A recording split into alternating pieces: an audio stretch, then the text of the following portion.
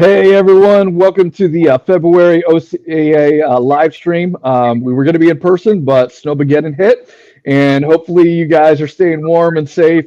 Here in Indiana, we have 14 inches of snow out in my backyard, and it was 30-mile-an-hour wind for the past couple of days, but now it's good.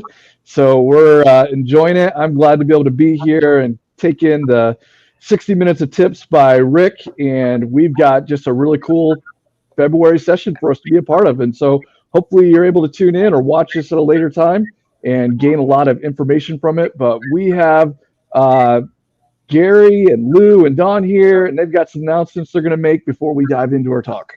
Well, first of all, I wanted to thank everyone for attending another virtual OCA meeting. Hopefully next month we'll be able to get together in person. I'll be giving the talk next month. I flew in this afternoon from Miami. It was 77 degrees and sunny all week. So that was a shock to come home and find all the snow and dig out this evening. So back to Ohio and feeling good about it. So anyway, I wanted to turn it over to Don right now. He's got some extravaganza news. We've been working hard on that, preparing for the extravaganza in November. So Don? All right. So for my update, I got to put on my Zugari hat to go along with my Zugari shirt. But Andrew Subotnick, Kyle May, and Zugari and Mark, their partner, well, Andrew's partner, are again stepping up to sponsor the extravaganza. So, get down to Norton, Ohio and stop in and see them and, support our supporters. So Zugari's the main deal from a supporter standpoint. I also wanted to mention that in the next couple of days, likely we will go live with selling sponsorships for all the show classes and all the venue items and speakers. So we're going to open that up early this year and, try to get ahead of all that.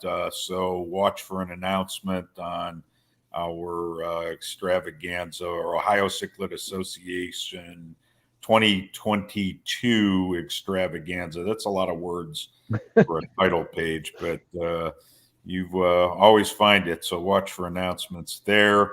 The last thing I wanted to mention about the extravaganza was we will soon have an announcement on the T-shirt design and what that's going to be all about this year. So keep watching our Facebook page for info there. I'm going to turn it over to Lou for an extravaganza speaker update.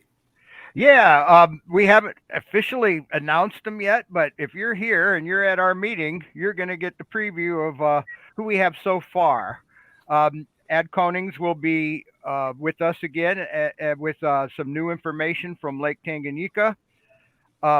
Larry Johnson will be here from Canada. He's soon going to be going on a trip to Lake Malawi, and he'll have all kinds of updates with us, what's going on over there.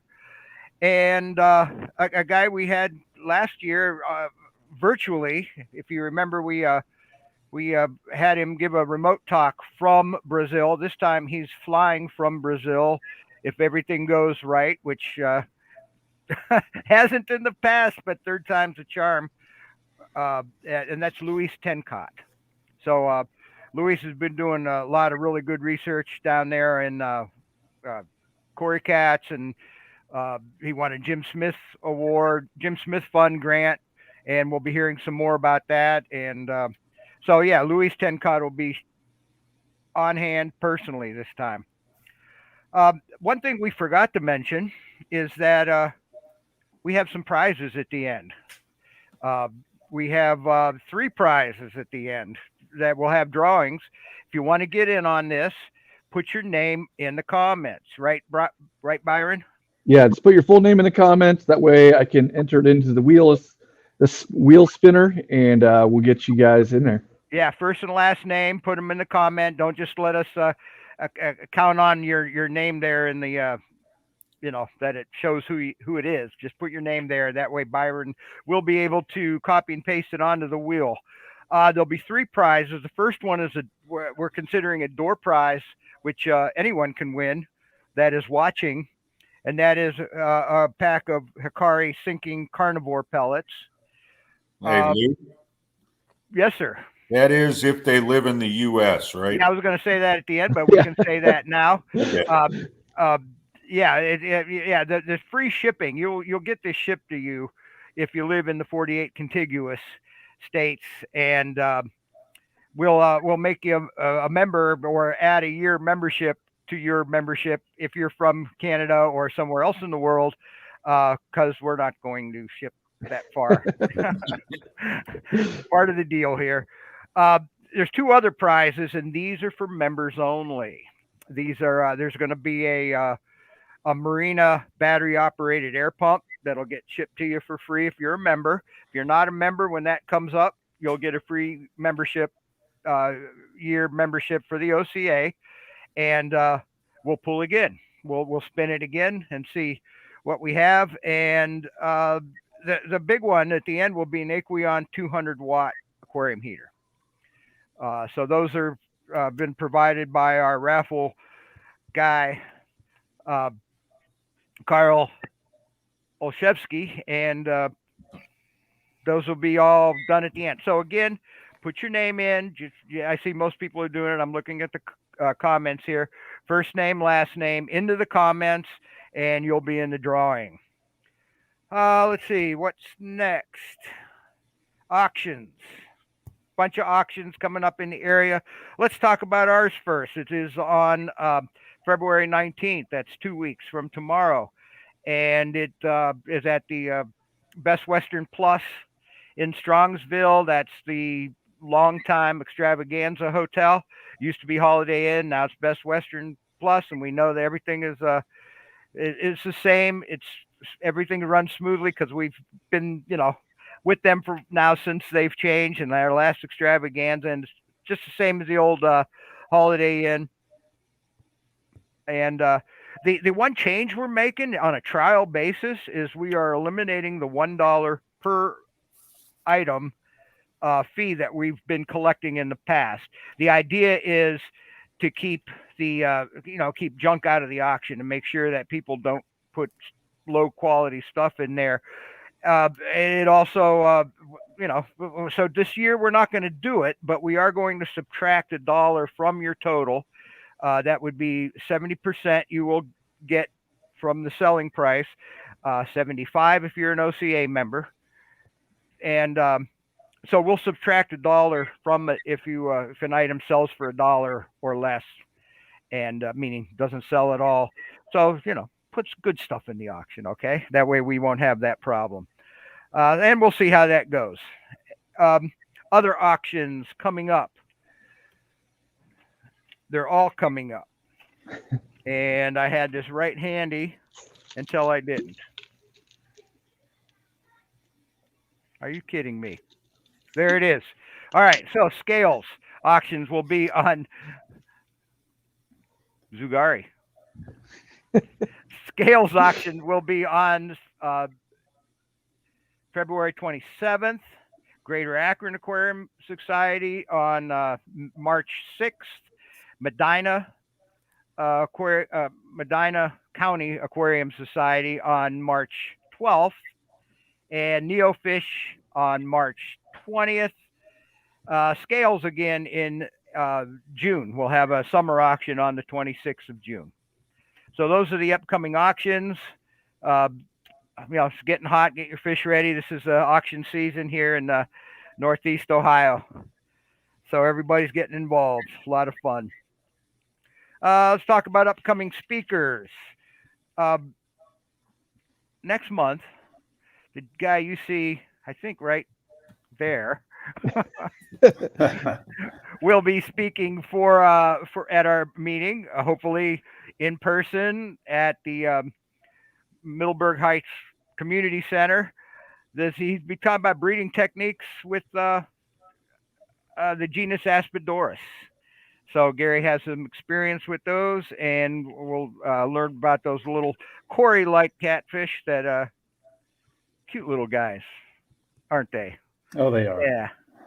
And in April, tentatively scheduled is the guy. Let's see if I can get this on the first try. Oh, got it. Okay. The guy right there. Don Danko will be talking about his experiences in the early days of bringing in really awesome Central American cichlid. What's the title of that talk, Don? Something to the effect of my personal history with Central American cichlids or something. Yeah, and his personal history was very interesting. 80s, early 90s, and you need to see what he was doing, and you'll hear about fish first coming into the hobby that are just mainstays in this country now. But that will be, but they were brand new then. Hey, so that's Lou? in April. While we're talking about me, I'm going to plug one of our sponsors for the extravaganza that sends us cichlid news magazines to stuff in our bags each and every year, and does a trade-off on advertising the extravaganza in their magazine, and we advertise cichlid news. I am doing a stint as cichlid news editor, so if you're a prospective author out there, reach out to me, and don't be shy in subscribing to our sponsors magazine, Cichlid News, 4 times a year. Awesome information about cichlids. So shameless plug is given. It's for somebody else, so it's Yeah. There's no yeah. So it's about our sponsors. Right. All right. So just one more time before we introduce tonight's speaker. If you were just signing on, I see some new names showing up. Add your name to the comments. Just type your name in there, first and last name, and Byron will put it in the spinning wheel to determine the winners of 3 prizes that will be offered at the end. Let's get to the main stuff here.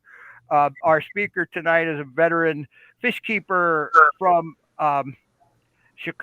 Chicago, and he's just done a whole lot of stuff. He's active with the ACA, very active with the Greater Chicago Cichlid Association, has been giving talks for a long time. He was here a little while ago to speak before. So right now we're going to hear him, though, talk about general tips. Sounds like going to be pretty rapid fire, and need to pay attention because you're going to learn a lot here.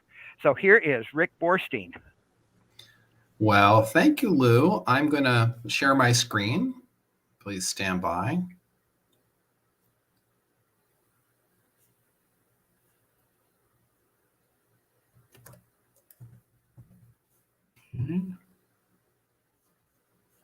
All right. You guys should be able to see my screen now. Can I get a confirmation on that? You are good. Okay, good. Well, thank you so much. Right. Well, Lou, the rest of the OCA, Don, everyone, thanks for having me. My name is Rick Borstein. I've been keeping fish since I was about 8 or 9 years old. I still have the 5-gallon tank, my first 5-gallon tank, and I still use it today. And as Lou said, I'm pretty active in the Greater Chicago Cichlid Association. I'm also president of the Chicago Live Bear Society. So that'll show you that you can keep both live bears and cichlids, and people get along. As this talk title indicates, this is about a 60-minute talk, and a lot of people will start to frantically write stuff down. You don't need to do that. If you look in the chat pod or you take a picture with your phone of this, you can download a PDF of this talk, and it's print formatted. You can print it out, and the PDF, all the links will be live. So you can either point your phone camera at the screen now, or if you go into the chat pod or the comments pod, I think it is, several times I've seen this link posted already, and you can just click on that. I'll repeat this at the end in case you don't get it here. So with that said, let's get started. So This is an unusual talk. I don't know that anyone does one quite like this. It's not a cichlid talk. This is my favorite cichlid. This is Cyclosoma feste, the red terror. Anytime, you see, and Don, this is for you, right? Because I know you like these. Anytime you see the word terror in the common name, usually there's a reason for it. These guys are a terror. They're very aggressive. But you can see that this is just a beautiful fish. And in the GCCA, when I joined in the late 90s, there were, Gary Wagner and Del Calhoun and all the cadre of cichlid keepers who's heavily Central American focused. And if you could breed this fish, then you were cool. And so I was inspired to do this, and I eventually was able to get some of these and breed them. And you can see this beautiful male with the yellow gold coloration, the red in the tail. And here's the female. And if you look closely in this terracotta cave, those are the eggs, and she gets bright orange and black. And these are absolutely stunning fish. When they get big, they can be pretty mean. In my case, I was able to breed 2 pairs in a 90-gallon tank. But this is my favorite cichlid. People sometimes ask me that, and I love cichlids. Now, I also have done a little bit of collecting. This is me in Mexico, in Rancho Molino. I was collecting gadeids at the time, and there the calla lilies just grow wild down there. You're collecting in 2 feet of water. It's pretty easy. You just need a pair of waders, but it's not a collecting talk either, and it's not a live bearer talk either. I do enjoy live bearers, and this is my favorite live bearer. This is Zophophorus maye from Rio Belair. This is collected by Ken Davis, who's a guy I think a bunch of you might know. Ken's pretty active in the ACA and hosted an ACA in Atlanta probably about 8-10 years ago. And this fish this is its natural coloration. This is not a line-bred fish. They get 7-8 inches long. It's the largest or deepest bodied swordtail. It's the southern clade of the swordtails. And they throw both the thin-bodied males and also, fortunately, these really big males, and they're spectacular. And even my cichlid friends who would laugh at me for being into live bearers would come in my fish room and be blown away by this fish. It's absolutely gorgeous. So this talk is really a list of original, and they're not all original, non-original tips. And they're designed to save you time or maybe give you better results or prevent problems, probably not, or save money, not all those at the same time. I'm going to go pretty fast. And my disclaimer is that these tips might work for me, but they might not work for you. So if you burn down your fish room or flood your fish room or electrocute yourself, you're on your own, not my fault. And then if you have some tips, hopefully at the end we can break up and you can tell me about some of your own tips. I usually always get a few ideas after I give this talk. There's a lot of great information in the village. Like not all the stuff is written down. So my goal with this, and it's taken me about 10 years to put this talk together from my last talk. I have a first 60 tips talk, and but this is all new stuff. And then I always think it's good to set a goal. And there's 60 tips in this talk. And my goal is if you hear 3 things, just 3 that you want to try, I figure I've done my job. If you do the math on that, that's only 5%. Like it's insanely low. I really like to set a low bar of achievement for myself. So if you see 3 things that you want to try on your own, I've won, and I can go to sleep happy tonight. So super low bar for success. So with that, I do want to talk about, I have URLs for most of the stuff in the talk because these are things you can buy or do. And many of these are Amazon URLs. And by the way, Amazon has its own URL shortener, which is amzn.com. That's not a typo. That's their own domain. So if you see that, don't freak out. That's actually Amazon. I do realize that a lot of people are not fans of Amazon, in their business practices. I use a lot of Amazon. I think it's okay. And so I'm not saying you have to buy from Amazon. You can probably do a Google search or DuckDuckGo search or whatever you're into and find these elsewhere. So with that aside, I've organized this talk into some different segments. First of all, we're talking about organizing and cleaning. It's something that all of us like to do, but if you can find a better way to do it, then that's a great idea. So first of all, a lot of times when you're cleaning out a tank, do you guys ever grab like a 5-gallon bucket and you start putting things at the bottom? And then when you put the tank back together, all the things you wanted first are in the bottom. You have to rearrange everything and it makes a mess.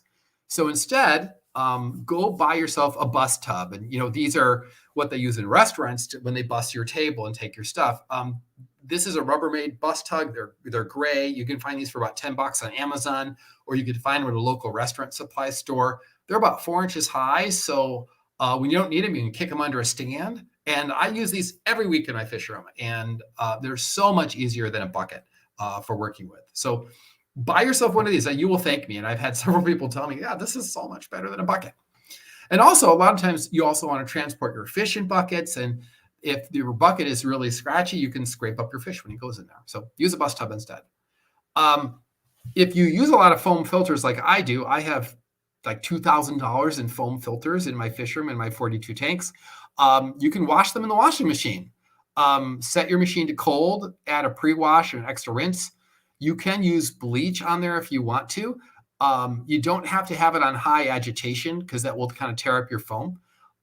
This works really good. Now, because I'm a crazy hobbyist, if you take a look at this picture, there's no dryer next to it. And that's because I have this washer alone in my basement. My laundry room's upstairs. And I bought this washer on Craigslist just for washing foam. By the way, you'll find if you're married or have a girlfriend, they don't like when you put your dirty foam filters in the washing machine.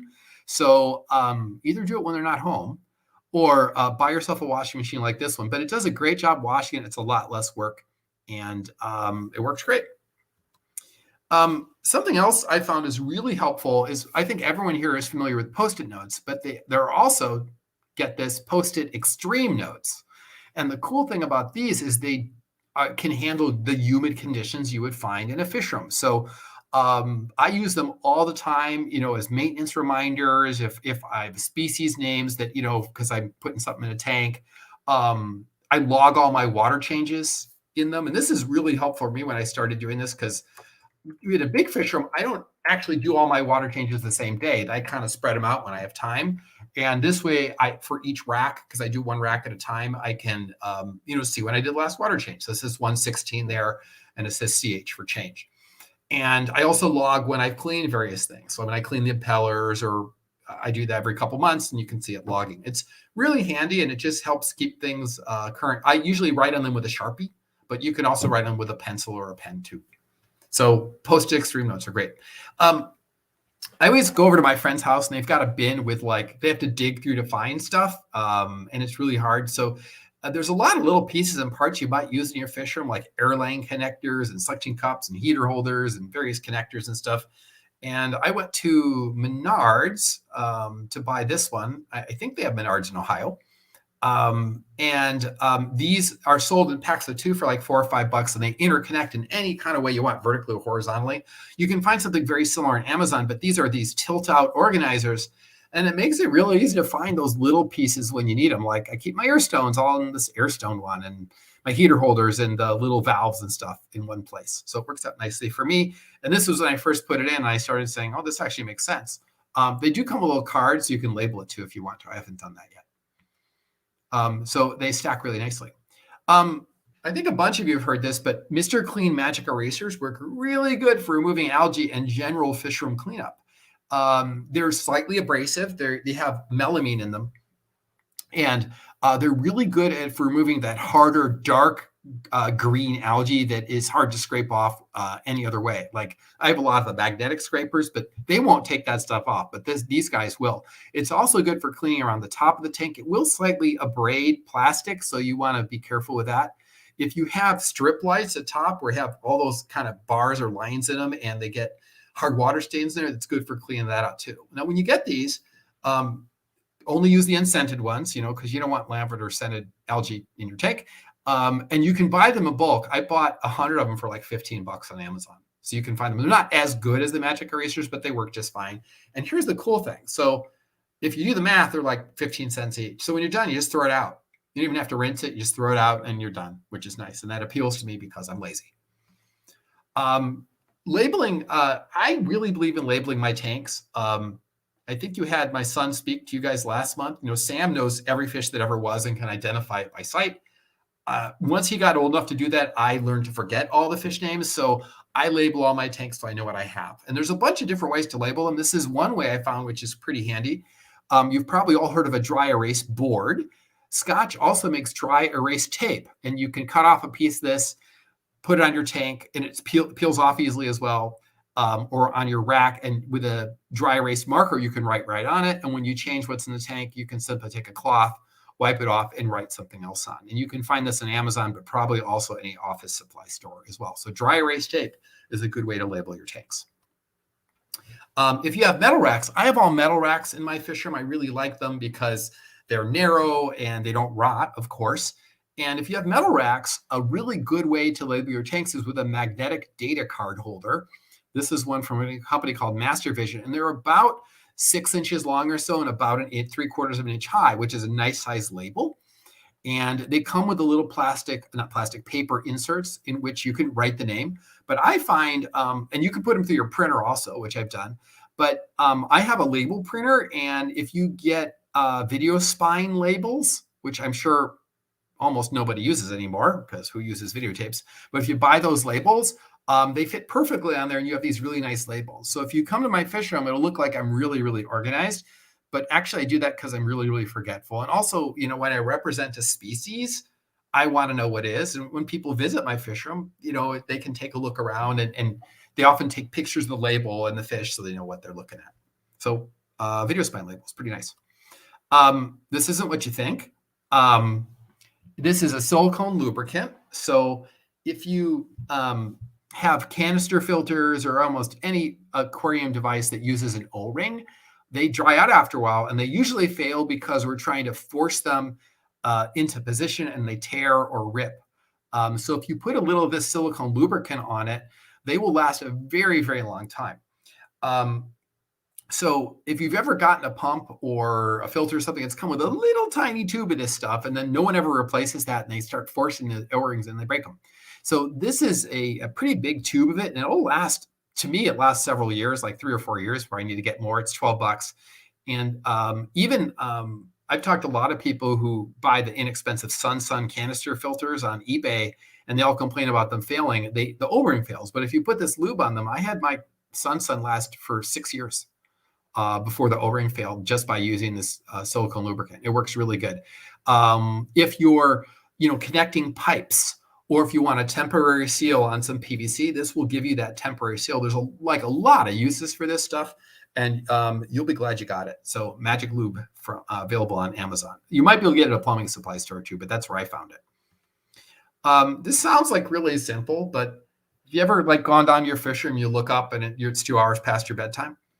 And we're just not aware of the time, or you go upstairs and your wife or girlfriend or spouse yells at you because you've been down there too long. Go buy an inexpensive clock. I bought this one at IKEA for $5. And I have 2 fish rooms, so I hang one in each of them. And then, I glance at it every so often. I just kind of more aware of the time that way. And it sounds like a kind of a silly thing, but it's really helpful in not getting too immersed in it, so you can attend to the other things in your life, like your family and your job and your other pets. So every so often, you might have a problem in the fish room, and you don't want to just bleach the tank because that's a lot of work. So I found I've had success doing what I call a cold water reset. What you do is you vacuum the gravel and you put in the coldest water you have. In the wintertime in Chicago, it's like 36 degrees, and that will wipe out a lot of pathogens. A lot of pathogens are very temperature specific, bacteria and viruses and so on, and you can get them to a very acceptable level just by hitting with cold water. In the summertime, if you don't have cold enough water, you can add ice and get the glass really frosty, and then either let it come back up to temperature or drain it again. And this will often be enough to reset a tank that maybe has gone south a little bit. So try this as an alternative to bleach. Bleach is pretty harsh. I've drilled all my tanks, and I found that if you put bleach and it's sitting on valves and things like that, it'll destroy them. So this is a nice alternative to that. If you ever have to clean impellers or other things, I found a denture brush works very, very well. I buy these at the dollar store, or now I think they're at the $1.25 store, I've heard. And this will, is a great way to clean. And this has kind of 2 ends to it. I'll have to go back. I'll highlight here this way. 2 ends. It's got this short bristly part and the bigger kind of toothbrush bristly part. It's a fairly coarse brush. It works really good for cleaning all sorts of things, especially impellers. So you can see my Fluval canister basket sitting there in the sink. This is something I recently found, and man, this has been sort of a godsend to me. I use a lot of the Marina hang-on tank fry boxes, and I'll show you a picture of a couple of those in a bit. And I think you have Harbor Freight here in Ohio, but Harbor Freight sells these tiny airbrush cleaning brushes. They're like $2, and they're little tiny bottle brushes. Essentially, they're $1.99. I haven't looked on Amazon for these, but I found these at Harbor Freight. And if you've ever look at a fry box and you have to clean this venturi, which is smaller around than a toothpick, this little brush fits perfectly in there. And nothing is better at cleaning it than that. They get, especially in my hard water, they get a lot of accumulation right kind of there where I'm pointing my cursor. Hopefully you can see that. And these things are great at cleaning them out, $1.99. And anytime you have a small orifice like that to clean out, fantastic. Okay, so moving on. I'm a big fan of Matten filters. That is the generic name for a type of filtration that originated in Europe. And basically, it's very thick foam that sits behind. So the way these work for a corner Matten filter, which is I have, you glue some strips of glass to the inside of the aquarium. So you have to do this before you fill the tank, obviously. And then there's a very big piece of foam, which will vary from 1.5 to 3 inches thick. On my 240-gallon tank, it's 3 inches thick. On the other tanks, it's 1.5 inches. And then there's an air-driven airlift called a jet lifter, which provides filtration. So all the water goes through the foam and comes back out. It's an enormous area for the beneficial bacteria to grow.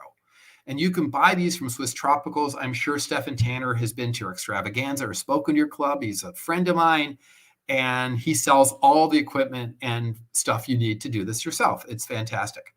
However, here's the dirty secret, and it's very dirty, is a couple of times a year you need to clean the foam. And when you pull that piece of foam out, it like drops. It's like a dirt tornado in your tank. And it's horrible. And so I would do this, then I have to vacuum all the gravel, and it became like a huge ordeal. So I figured something out though, and I think I'm the only one who's ever talked about this. What you can do is take a piece of this of like thin plastic.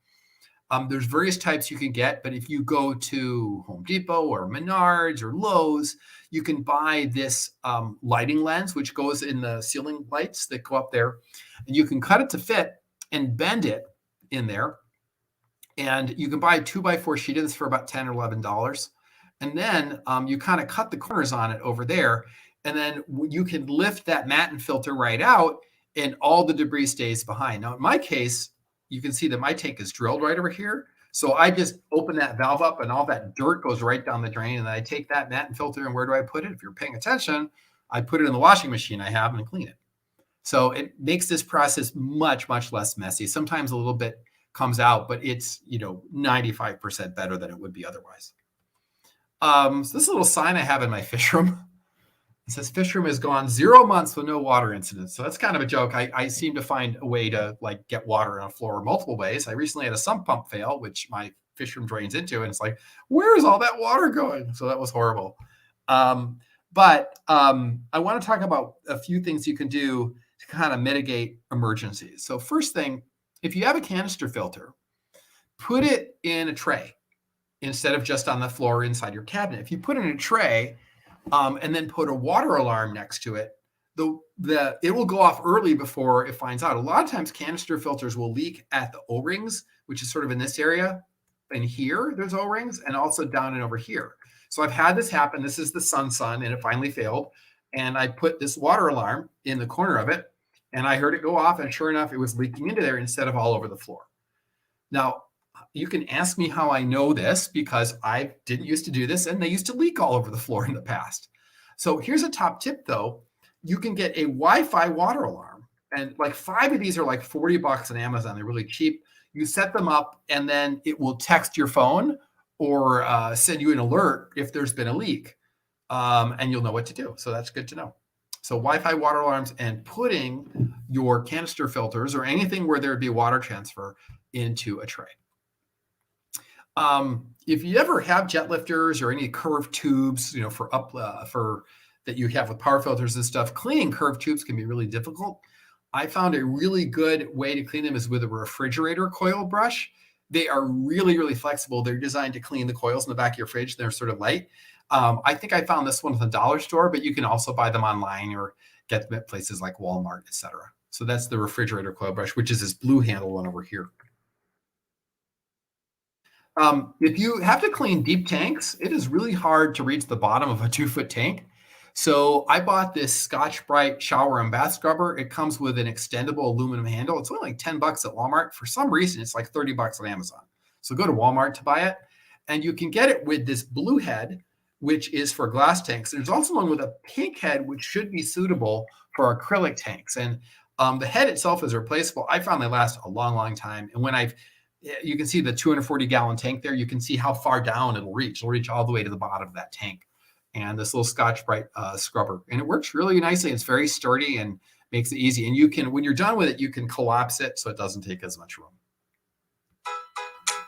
This is a short video. If you ever have two buckets that are stuck together and it's impossible to get out, all you do is take it, you put the handle underneath your foot, you put your hand on the handle, you just lift right straight up, and it'll come right out. That's how simple it is. So I'm not sure if you were able to see that video and hear the audio for it, but essentially that was my friend Tim, who's coming over my fish room, and he said, I have a tip for you. And he showed me that simple way to separate two buckets by inverting them, stepping on the handle of the first one, pulling up on the handle of the second one. It works really nicely. So sometimes when two buckets are stuck together, it's like they're super glued, and that is a good tip for getting them apart. So a few tips on food and feeding that I'd like to cover next. If you keep bigger cichlids, this is a great food. These are soldier fly larvae. If you've heard of the food from Fluval called bug bites, that is a commercial fish food that has these larvae in them. And so these are sold as treats for chickens. I've circled that they're not for human consumption because I thought that was kind of funny. I'm not going to eat bugs. But these are less than $10 a pound on Amazon. Last time I bought them, I think they were $7.36. So really cheap. You get a pound of them. And I found these are great for any, predatory cichlids, Central American cichlids, the bigger Malawi predatory haps. You wouldn't want to feed these to an herbivorous fish. They float initially and then they slowly sink. And you'll know if your fish like them or not pretty quick. Most fish I found like these a lot, and $10 and they dig them. And they do have, quite a bit of fiber with them because of all that carapace that's included, but the protein is actually pretty low, but they're high in fat. So if you want to get your fish in spawning condition, this can work out really good. And any kind of insectivorous fish might be a good choice for these. If you have other big fish, I keep some big centrals, which are predatory. I found muscle meat is a really nice thing to feed them. You get 200 or a bunch of them in a packet like this, which is around $6 or $7. I thaw these out, and this is already cooked, so it's safe. And I thaw this out, and for smaller cichlids, I'll cut them into strips. For bigger cichlids, like big centrals, I had some big Japhyrum, and they would just gobble these down. You could throw like a handful in the tank, and they'd all be gone in seconds. It is a little bit messy of a food sometimes, but the fish seem to really like them. And I think some fish, they really, feed on, shrimps and things like this, and they get that benefit of having this meat in there, which helps them spawn. I was talking to my friend Andy Pierkowski, and he's a close friend of mine. He was just devastated about 2 months ago.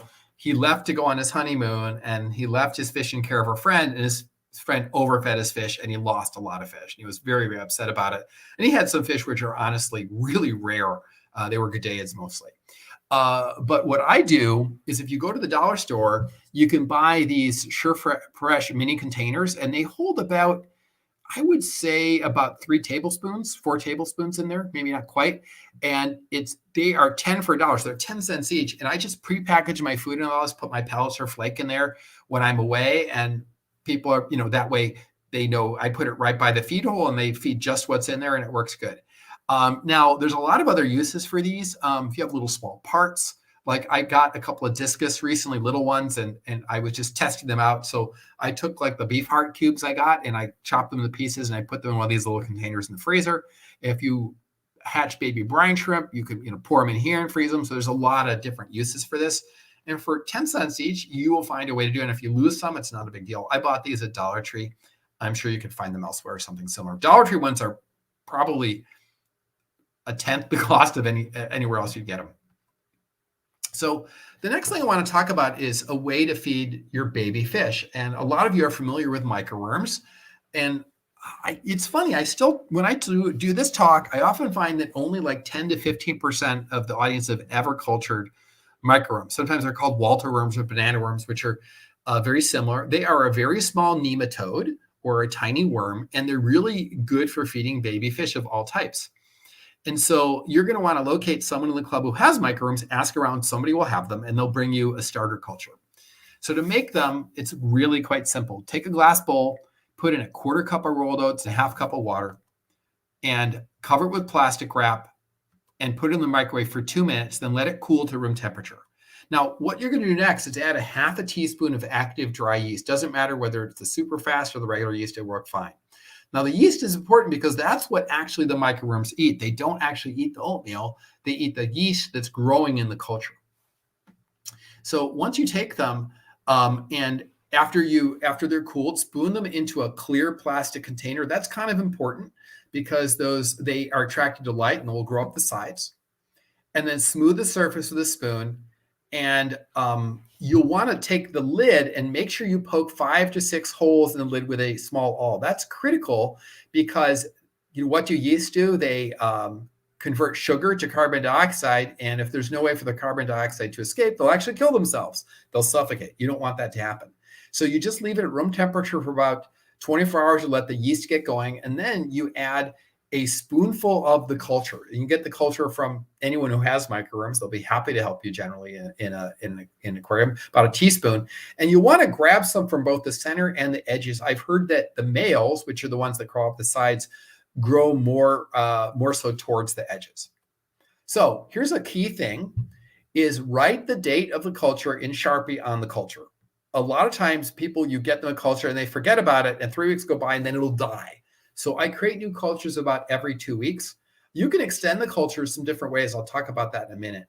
I buy these 12-ounce plastic deli food storage containers from Gordon Food Service.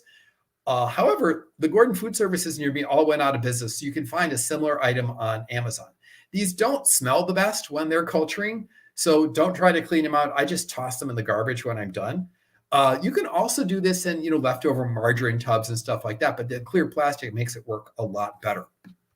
So I have a short video on this so you can see this is day 2, day 3, and you can see the microworms growing up the side. And these are tiny, tiny worms that you can then feed to your baby fish. And pretty much all baby fish like them. A lot of the smaller live bears I keep will eat them all the time.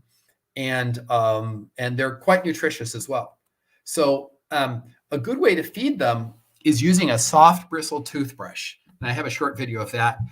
This is one of those free toothbrushes I got at a dentist. There's no audio to this other than my voice talking. You just scrape it down the side. And then there you go. All of that will be on the toothbrush. Now, you do not want to use your finger to get microworms because I know someone who did that and picked his nose and got microworms growing in his nose. And that's unbelievably gross. Don't let that happen to you. Use a soft bristle toothbrush to feed them, then rinse it off in the sink when you're done. So something else I've recently found is that you can add nutrients and extra color to your microworm culture by adding different foods to it. The ones I like to use are Tetracoi Vibrant Sticks. They're really cheap. You can get a pound of these for like $10 on Amazon. And they have lots of colorants in them and vitamins, and it turns your microworms orange. You can see a picture of it on the right. And I've noticed that the fry that I feed those to do very, very well. And also they seem to see those orange worms a little bit better than the white version. So that works good. You don't necessarily need to add water to them. I've found since I did this one, you can just toss them in the culture every week and you can keep your culture going that way for, 4 to 6 weeks, I found, or more. And it gets bigger and bigger and bigger and more and more and more orange. It's kind of interesting to watch. It's almost the color of like orange juice when you're done. So speaking of feeding various things, something that's very handy to work with are these disposable pipettes or eyedroppers. These are $8 for 200 of them on Amazon, so they're 4 cents each. I sometimes use them more than once. You'll notice that they're graduated. They hold 3 milliliters. You can buy them in different sizes. So if you regularly dose medicine or something, they're handy for that. But I use them for feeding baby brine shrimp or microworms and measuring medicine. They're really great to have. I've got a whole bucket of these. If you know someone who works in a hospital, they often have access to these too, and they can bring some home for you. Not they're saying they should take them from the hospital. Sometimes like kits will come with these and they don't actually use them, so they're extras then. I still culture baby brine shrimp, especially for very small fry. And I recently started using this new brine shrimp hatchery from a company called Zis out of Australia. This still imports. You can find this, I think, on Amazon and elsewhere. In GCCA, this was one of the holiday party prizes, and I won, and I've used it. So what's cool about this is a couple things. One is it's really, really clear, so it looks nice. And then it's got a hole in the top where you can put the heater in. Right over here, I'm looking on the right for those of you following along. And also, it's got this spigot at the bottom. You just open it up, and all your brine shrimp comes out of there. So I have a short video on how this works. So I've got some air going in there. I'm going to add about 3 teaspoons of plain salt and a half a teaspoon of the brine shrimp eggs in the top. This is accelerated a little bit so you can see the video. And then what you're going to do is aerate at 80 degrees for 24 hours, and you'll watch it. See the profound color change. It turns orange or red. Turn off the air, throw a light down there, and then you open the little trap or spigot at the bottom, and you get pretty much pure baby brine shrimp coming out. And there you can see them in the cup.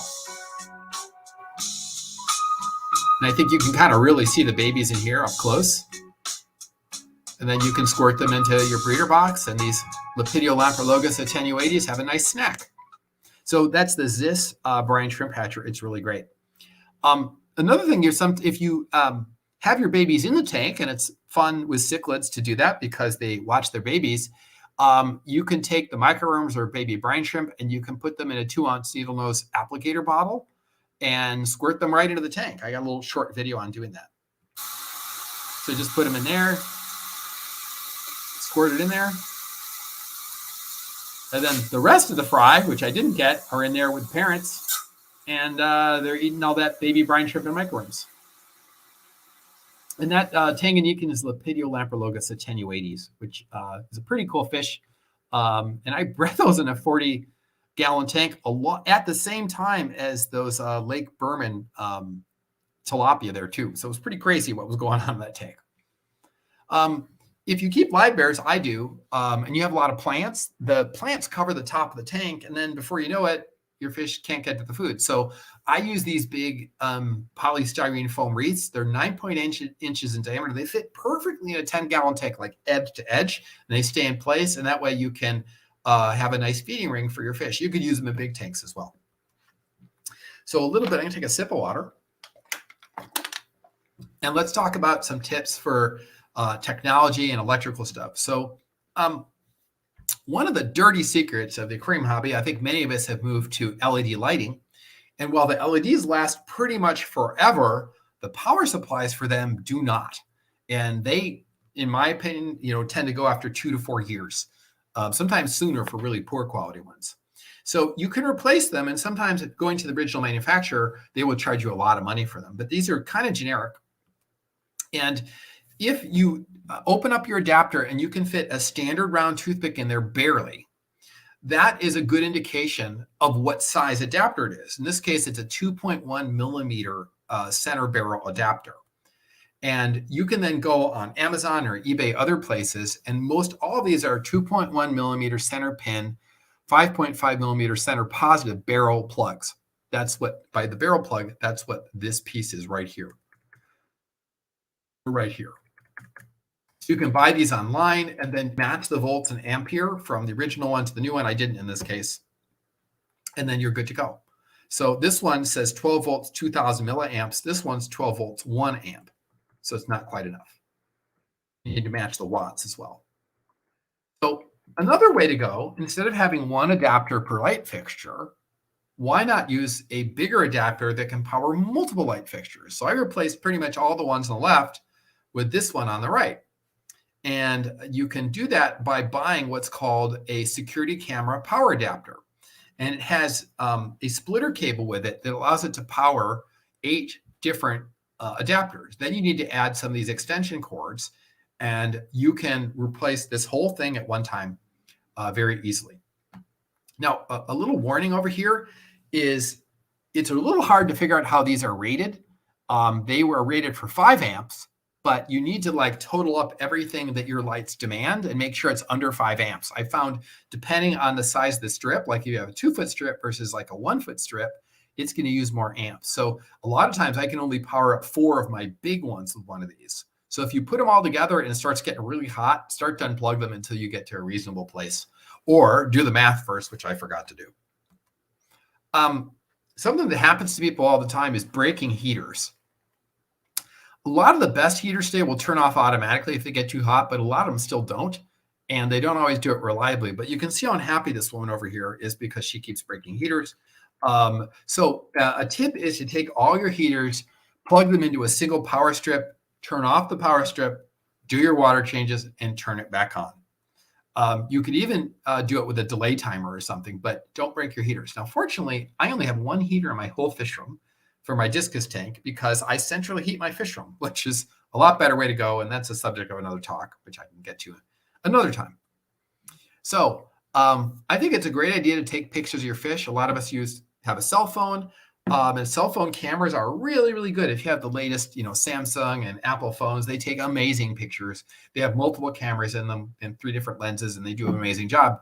But the refraction or the reflection you get off the glass can be a real problem. So here's a tip. Just take your cell phone and press it directly against the glass. And that way you won't have any of that reflection. As long as the glass is clean, you'll get often very good pictures as long as the fish is in the right depth of field. So here's, I think, a Limia vittata that I took a picture of with my cell phone right against the glass. So it's cold outside. I think you guys have noticed. That's why we're not meeting in person today. But when you're transporting fish, a lot of us will use a heat pack. But here's something interesting I found. I grabbed a heat pack and I opened it up and it never got warm. I think they go bad after a while. So something you can use is one of these rechargeable hand warmers. It's a USB hand warmer. So it charges off a USB charger. I bought these originally because when I snow blow outside in the wintertime, these keep me nice and warm. So you charge them up and you can use them many times. These aren't waterproof. So if you want to use them in your fish bag, you need to put them in a plastic bag or something like that. And they get hot, like really hot. They have 3 different settings. I would put it on the lower medium setting. And it says $25. I've seen these on sale for $11 to $12. And they work really nicely. And of course, you can use them many, many times. I've used mine probably 15 times already. Last winter and this winter, and they're great. This is actually the brand I have. There's many, many other ones that are very similar to this. So just Google rechargeable hand warmer. You can find them on Amazon or on eBay. So speaking of rechargeable and USB, there are now USB air pumps. And these are tiny little air pumps. And if power goes out, you can plug this into our power bank. I forgot to mention that these guys also double as a USB power bank. And if you plug in one of these guys into them, you can run this Airstone for 48 hours. So if you ever, are in a backup situation, emergency situation, it's great. Also, because these are USB, you can plug them into your car and transport fish long distances, and they'll have air. So it's another nice thing. This is $10. It comes with everything you see here. It comes with a USB cord. It comes with the airline. It comes with an Airstone and even a check valve. They're really nice thing. And I use them when I transport fish. Now, if you're prone to power outages, you might want to consider getting a standby power supply. This is called an uninterruptible power supply, or UPS.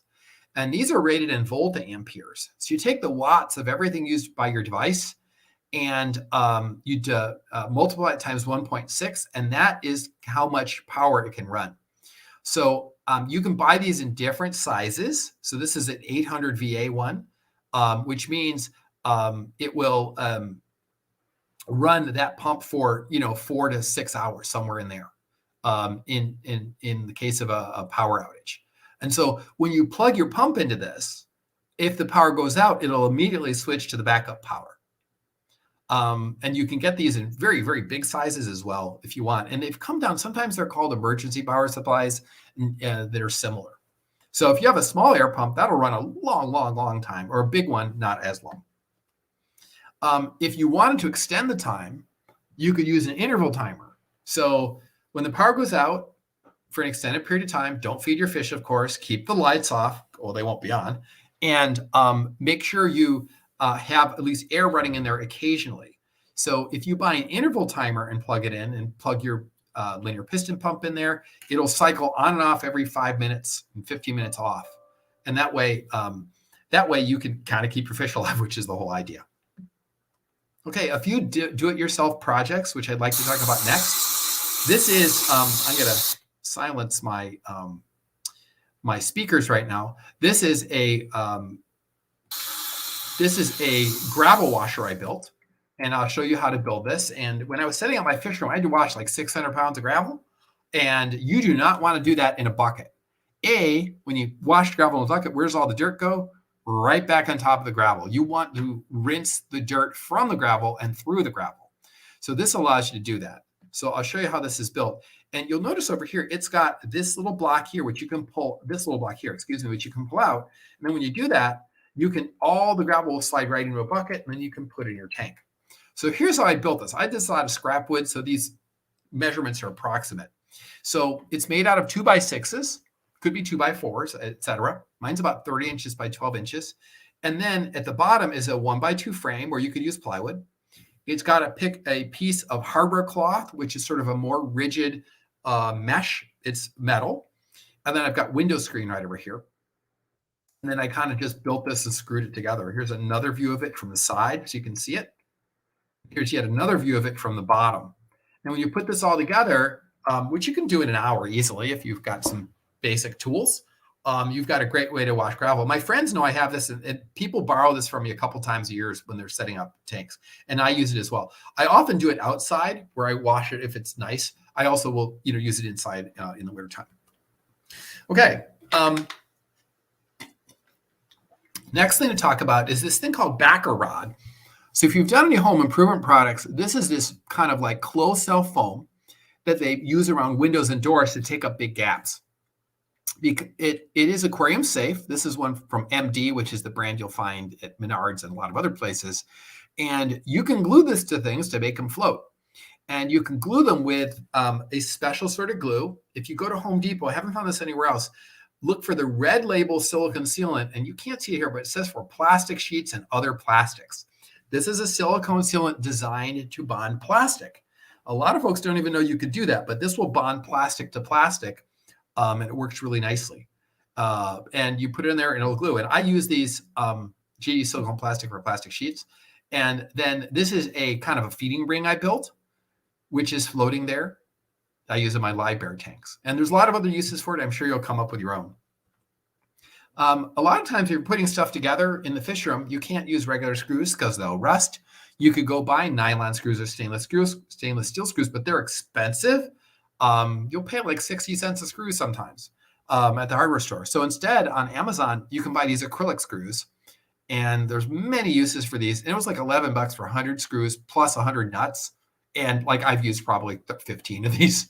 I'm sure I'll have these for the rest of my life, but it's a really easy way to like put things together in the fish room, and it works really nicely. Another product you can use is mini pool noodles. I've heard of people using pool noodles in their tanks, but they're really, really big and they're often like really bright colors. So I found these mini pool noodles on Amazon. It's $15 for 6 of them, and they're fish safe and they float. So the nice thing about this is you can create tank dividers out of these. They wedge in place really nice. I'll show you some different uses for them. So in my live bear tanks, kind of my new setup is it's half plants, half open space for swimming. So I create this sort of a half divider with this. It's got a little sheet of plastic in there, keeps the plants on one side, and I can do water changes down halfway down the tank and fill it up without the plants moving around. So that works out really nicely. It's super easy to make these. All you do is cut a slot with a utility knife in the foam with a metal edge ruler, and then you cut a piece of plastic, which you can do again with a utility knife, and stick it in there, and it'll stay in place forever, and lots of uses for this. You could create tank dividers from this. You could keep, things on one side of the tank for filtration or all sorts of uses. If you work a lot with foam or styrofoam, or you want to cut styrofoam or plastics, you can, like cutting styrofoam is super messy. It leaves the little crumbles everywhere. You can buy a hot knife from Harbor Freight. I'm sure there's other brands you can get. It's $20 at Harbor Freight. You can always find these Harbor Freight coupons around if you search for them online. So I think I got mine for 20% off. It was $16. And it's really cool. It goes right through styrofoam. If you do shipping and you're trying to cut pieces of styrofoam to fit inside a priority mailbox, this will make your life a lot easier. You pull the trigger and wait, and within about 10 seconds, it's hot enough that you can zip right through the styrofoam. So I'm embarrassed to say I didn't know about this. Like, I do a lot of plumbing in my fish room, and I was cutting things with a hacksaw. If you get a PVC pipe cutter, you just snap right through it, and it'll go right through it. And it's like, I didn't believe you could cut up to 1 1/4 inch PVC just like that. But the ratchet gives you tremendous leverage, and it's really easy. I will say, I've heard anecdotally, the ones you buy from Harbor Freight are not good. I buy a good brand one. I bought mine many years ago. I can't remember the brand, but here's a good brand that was highly rated on Amazon that you could get. And this is something that, is really wonderful for working with PVC. I have super, super hard well water. I don't have City of Chicago water anymore, which is beautifully buffered Lake Michigan water. You guys are fortunate here. Many of you have Lake Erie water. It's the same. It's fantastic. I have super hard well water. So I have to be careful bringing fish into my fish room because it can be a shock for them, especially if people are keeping them in RO or something like that. So I often will drip acclimate my fish. And here's how you can build a really nice drip acclimator. So you start by with a piece of rigid aquarium tubing. You can buy that at your pet store or buy it online. And then you also will need a piece of standard 14 gauge electrical wire. It doesn't matter whether it's solid core or a braided core. But 14 gauge electrical wire happens to fit perfectly inside airline, which is the key. And then you thread it into the tube, and then you could heat it over, a burner or a lighter or something like that. And the reason you want to put the electrical cord in there is when you bend it, it'll keep it from kinking because you want to create something that can be used as a siphon. And then if you add a plastic airline valve, you're kind of building something that looks approximately like this, as I'm indicating here. So you have this bended tubing, some airline, and then you have a plastic air valve on the end. And here's a short video on how it works. So I have the end of the airline in there, and it is hanging down here, and it's just dripping very, very slowly into those fry to get them ready to go in my tanks. Oh, it's playing again.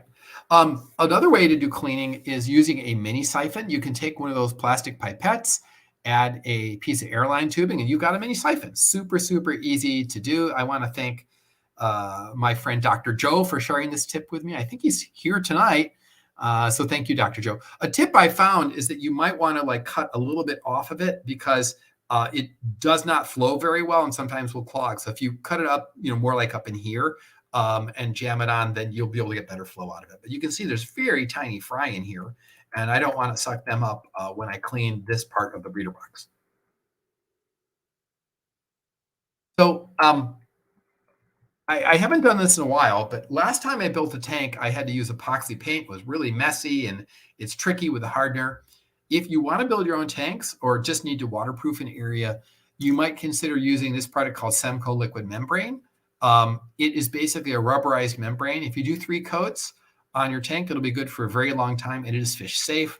I know I've heard of other aquarists using this. You can use it on plywood, on steel, or on concrete, and it works really nicely. And it comes in different colors too. I would get the blue color or the green color or black.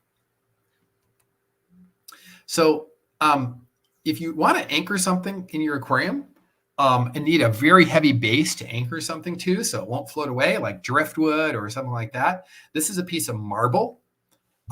It's marble. You think, God, cutting stone must be hard, but marble's actually really soft. And if you have a carbide bit, you can drill through this 1/2 inch marble in 30 seconds.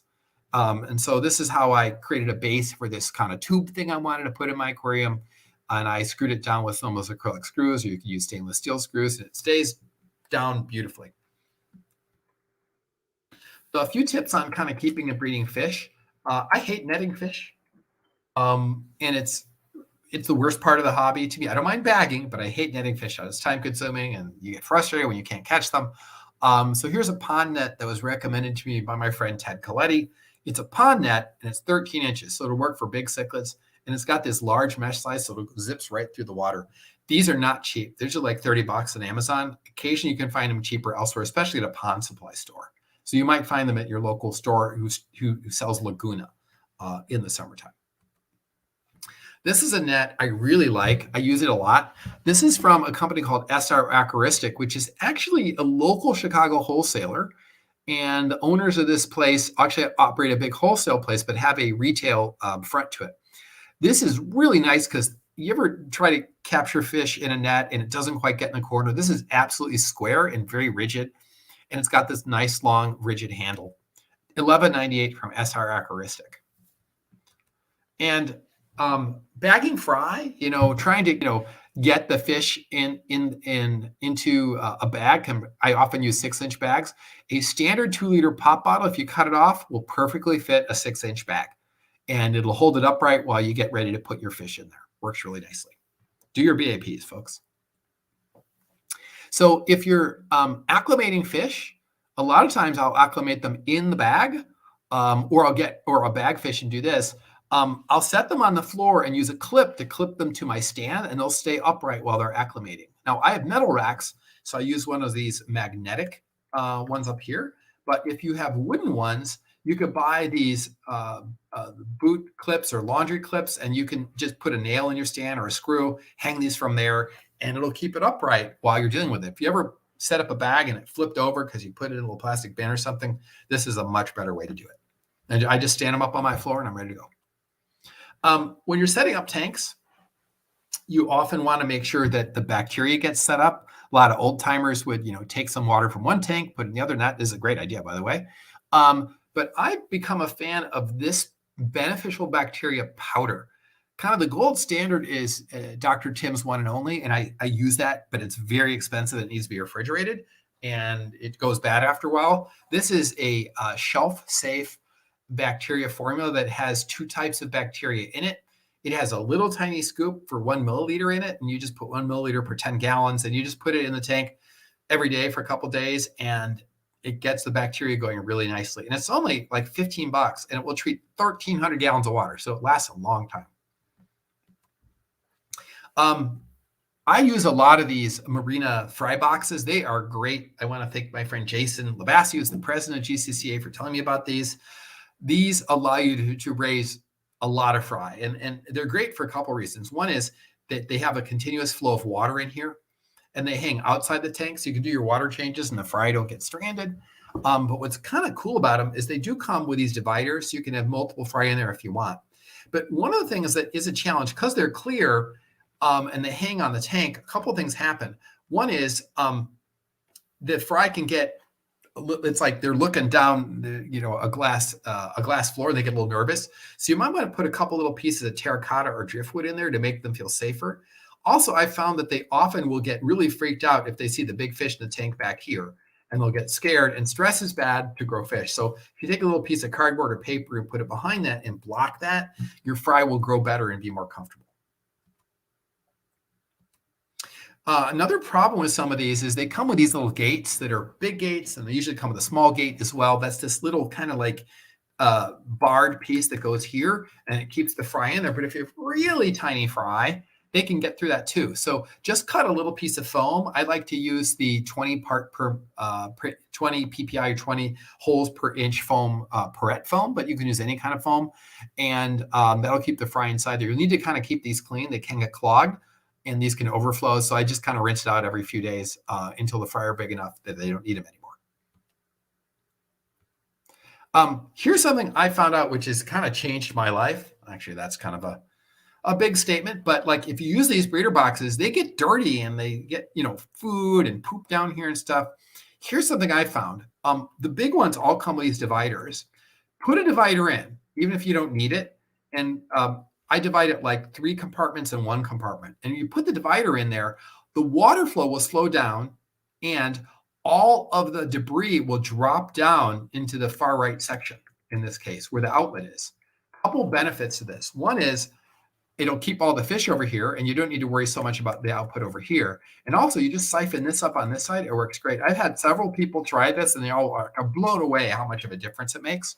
For those of you that know a little about filtration, this essentially acts as what's called a weir.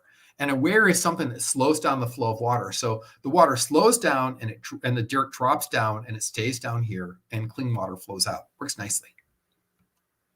Okay. I haven't tried this with cichlids, but this absolutely works with live bearers. If you have any live bearers and you're having trouble getting a lot of fish out of them or babies out of them, try this tip. So I noticed something in my fish room. If I put some live bearers, most of them will eat their fry. and I would only see 1 or 2 fry, even with heavy plants. But I noticed that on the end on my rack, I had a tank with guppies in it. Whatever fish I put next to the guppies often had a lot of fry. And I started to think about that. And I think the issue was that because the tanks were side by side in the long way and they could see from tank to tank, they got used to having little things around and didn't see them as food. And so when they had their own babies, they didn't immediately eat them. So my hypothesis here is the presence of nearby small fry lowers predation. I hope some of you get a chance to try this to validate, but I found this to be true through several spawns, so I think it's a fact now, but I'm still calling it a hypothesis at this point. Here's something that's really great to have in your bag when you go to an auction or a meeting is this tear by hand packing tape. Now, what's different, everyone knows what packing tape is. Probably all of you have a roll at home, but you have to get out scissors to tear that stuff or grab a key or whack at it. This you can literally tear with your hands, and it tears very, very easily, yet it's quite strong. It's Scotch, so it's a really good brand. It's more expensive than regular packing tape, but it is great when you're traveling and you need it to put a label on a fish bag or something. It works fantastic, and it's really handy in the fish room. If you pack fish for an auction like the night before and you don't have oxygen, sometimes they don't make it. So I often will add oxygen to bags. So we brought several bags of fish with me on this trip for you guys, and we bagged them all with oxygen. Now, I have used oxygen regulators on my oxygen tanks. That makes sense. But here's the thing. Oxygen regulators have a diaphragm in them, and they tend to break. And I've broken 2 of them in the last 5 years. So I was doing a talk like this a couple of years ago to one of the Canadian clubs, and they said, just use a helium regulator. They don't even have that diaphragm in them. They're geared for one level, and they work great for filling up balloons. I'm like, that sounds like a good idea. So you can buy this helium regulator. You will need an adapter, which is I think a 250 to 280 adapter. And then you can use the helium regulator on your oxygen tank. Everyone will tell you not to do it, but I tell you, it works fine for this. Again, the caveat here is if you blow up your fish room, you're on your own. Don't leave the valve open, right? That would be bad. Then you have all this oxygen in your tank, and you'll smoke a cigarette and you'll blow yourself to smithereens. Don't do that. But this works really nicely, and I'm really glad I was able to do it. And when you press on this rubber piece, the air comes out. So it's really easy way to fill a bag. So this way I can bag up my fish for an auction the night before. And also, if I'm exchanging fish with somebody else, I don't know when they're going to get home. I want the fish to be in tip-top shape because I value the effort I've put into those fish, and I want them to be good for the next person. So I'm coming up towards the end here, but I have a few more things after this. I want to share the single most important tip of all, to keep your spouse from killing your hobby. Flowers and chocolate go a long way. So when you sneak a tank in your fish room, you might want to lay out some chocolate for the missus. That's a nice thing to do. And there actually is one more tip, which is always to end your aquarium talk with a sunset picture. And this black calvus over here, this might be a pearly black calvus, is one of the fish I brought for you today. So a few shameless plugs before we get going. If you are into live bearers, I hope you'll come to Chicago on Sunday, March 6th. At 1:30 p.m., my club is hosting a rare live bear auction. It's probably the largest live bear auction in the United States. It probably will be bigger than the ALA's auction at the Triple Crown event this year. Andy Pierkowski and I curate about 100 to 120 bags of rare fish. We're bringing in fish from Europe and all over the United States and Canada for this event. We'll have rare gadaids, rare swordtails, poecilids of all kinds. So if you like live bearers, come join us. And that's a beautiful Zoogeneticus tequila. You'll see right over there. And another tip, if you like live bearers, you're welcome to join my club, which is the Chicago Live Bear Society. It's only $10. You can join online. And we meet 4 to 6 times a year after GCCA swap meets. And we have a great speaker at every meeting. Next up, I just want to, if you missed the link, it is in the chat pod or a comments pod. You can click on it there. This will give you a PDF of all the tips I've shared with you today. If you scan that QR code, or you can click there. I'm going to pause just a minute for those that want to grab their cell phone camera, but probably the easiest thing to do is to click on the link in the chat pod. It should be in the comments. You might need to scroll up to the top to get them. And moderators, if you would paste it back in there, that would be great. So people don't have to scroll up to find it. And you'll be able to download a PDF that you can view on your phone. It's a viewable, it'll be viewable in a web browser, or you can download it as a PDF at this Adobe LY link listed right here. So normally, you guys aren't meeting in person today, but I did get some fish for you. And these are fish that are donated by members of the GCCA, my friends Mario Toromanovic and Mike Helford. You may know them. Mike and Mario both give talks if you're looking for people and to chat, to talk to your club. And I've got some pictures, and I understand that these fish are going to be brought to your auction in a couple weeks as donations, and I hope you'll look for them there. So the first fish is Haplochromis, some people call it Enterochromis paropius. This is a Lake Victorian mouth brooder, really pretty fish with that dark band down the side. It's an insectivore, but they'll eat anything. Like all Victorians, the older males can get aggressive. They are precocious breeders. They will breed in a 10-gallon tank when they're about 1.25 inches. But they get really beautiful, and they have really prominent ocelli on the anal fin right over here. And so they're quite pretty if you look right over here. One of the nicer looking Victorians, in my opinion. We also have some Philippine blue angelfish. So this is a dark or greenish silver base color with a lot of blue on them. They get pretty big. I have some of these. These aren't my fish, and they're like 7 inches, 8 inches from tip to top. Really pretty fish, and there's 8 to 10 of all these babies in the bags for you. Another fish we have for you is Protomel similis. This is a very mild hap. It's not a really big Haplochromis from Lake Malawi. It is a mouth brooder, of course. The males get about 4.5 inches. This is a picture of my actual fish that came from the same line as the ones that you have for your auction. They're very pretty.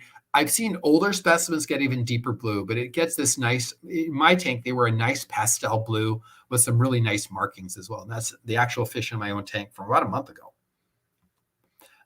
We also have for you some Orthochromis storm's eye. This is a rheophilic or a riverine fish from the Congo. These are really cool because they have a reduced swim bladder because they live in the rapids, and they kind of hop around on their dorsal fins, which act like little feet, provide some current for them. They like that. And they will, when it's feeding time, they'll all line up and look at you. It's like hilarious. I haven't found them to be too aggressive. I have mine in a 20 long. I think they bred once, but I missed the brood. I got 5 of them, and that were wild specimens. They're really cool. Hopefully you've seen these in your club. We have them in Chicago, and it's really a nice wet pet. Curiously, I had some Tropheus that were given to me, and I was like, I don't have anywhere to put them. He goes, you have to take them. So I put the Tropheus with the Orthochromis, and it worked really, really well. I was surprised because Tropheus often don't go with anything because they're so aggressive. But these guys own the very bottom, like right at the bottom. The Tropheus about 5 or 6 inches up, and it seems to work really, really nicely. You can feed them the same diet. I think the Orthochromis might like a little more meat, but you can feed them veggie pellets, and they're all doing great and feeling happy. This is a fish I haven't seen in person, but we have as fry. This is Tenopharynx intermedius. This is a pretty rare Malawian mouth brooder. It's a plankton feeder, so it picks little pieces out. It's hard to find pictures of these, and they really weren't in the hobby until recently. All the pictures I've seen were of wild specimens taken by odd conings. But my friend Mike Helford got these in and bred them. They can get pretty big, males up to about 8 inches. They don't have huge mouths, so as far as I know, they're not very aggressive. You'll want a bigger tank for them, but it's a kind of a pretty broad kind of fish. Another fish we have is Elanocara walteri. Some people call these species walteri. I had these years ago, and this is a Malawi mouth brooder. It says not very aggressive here, but every so often you get a peacock that's insane, so I don't want to necessarily say that. But it's a blue fish with a nice light blue blaze on the dorsal and light blue edges to the pectoral, caudal, and the anal fin as well. Pretty fish, and I forget who it was named after. One of Walter somebody, or last name of Walter in Lake Malawi. And then I think this is the last fish. This is Altolamprologus calvus Congo black, which is just a beautiful fish. I obviously borrowed this from online, but most of the calvus, these Tanganyikan cichlids, are secretive cave spawners. They often are crack spawners, so you want to provide a very narrow area for them to spawn in. They are slow growing, So, an inch fish can be, 6 months old sometimes. When they get, the wild ones can be really aggressive. I haven't found the tank raised ones to be that aggressive. I mean, they're cichlids, but they can fight a little bit, but I haven't seen them kill their rivals. Some people tell me they do. So I want to thank you for having me speak to your club today. It's always a pleasure to talk to other hobbyists. This is a reminder that, you can look in the chat pod to get the link for today's presentation. I always enjoy speaking to other hobbyists, and I'm going to stop sharing my screen and then return it to our. I got you covered, Rick. Your screen is not shared anymore, and I'm going to add Lou, Don, and Gary to ask questions. And if you're online right now with Facebook and YouTube, post your questions, and we can put them on the screen. I have a question I want to ask everybody first, and you can all of you to respond. Did you see 3 things you thought you'd like to try? Because my bar is really low. It's 5%, right? Let me know. All right. Well, here's Lou, here's Don, and here's Gary. And I've already seen several people post, I'm going to try that. That's something I'm going to do. That's good. And if there's any questions, the moderators can read them out. So there's a question I hear from Hillary. Do you still give the first one? I do occasionally. I probably should update it. I like to give this new one because it's what I'm most familiar with lately. I got tired of giving the first one. I probably gave it 50 times. So I like doing this new one. And this is, I think, the 5th time I've given this talk. These talks are really popular. Some people seem to like them for some reason. I have a lot of other talks, but this is I give this one probably 5 or 6 times as much as any other one. I'll definitely be buying the Wi-Fi water sensor. Yeah. So Sarah is asking, can you use magic eraser in a tank with water and fish? Absolutely. It works great. As long as it's not lavender or have bleach in or something, buy the plain unscented ones and they work just fine. I was like, can you do that? And I tried it and I was like, it works great. So thank you for your question, Sarah. So Mr. Clean, I buy the cheapest ones I can find, as long as they're plain, put them in there. They work fine.